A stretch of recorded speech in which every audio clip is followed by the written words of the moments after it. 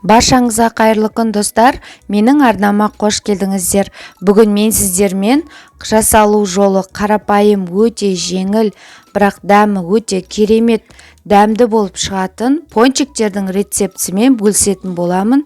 Пончиктерді біз ашыған сүттен жасайтын боламыз, немесе айран қоссаңыздар да болады.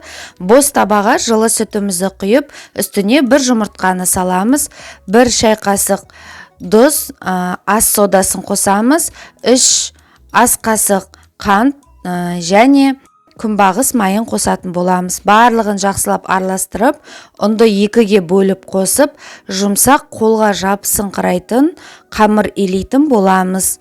Видеода барлығы мұқият қарасаңыздар көрсетіліп тұр. Енді бетін жауып, жарты сағатқа бөлме температурасына қалдыратын боламыз. 30 минут өткеннен кейін пончиктің тестасына ұн себе отырып, оқтаудың көмегімен жайып аламыз. Дөңгелек пішіндерді мен стаканның көмегімен ойып алдым.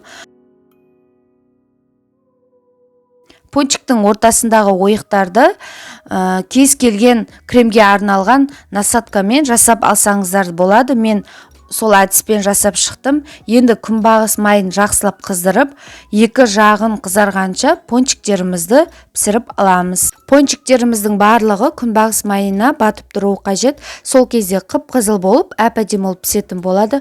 Ортасы да піседі, уайымдамаңыздар. Бұл рецепт тексерілген. Міндетті түрде жасап көріңіздер. Мен үнемі артылып қалған айраннан, ашып кеткен сүттен осындай пончиктерді балаларыма пісіріп беремін.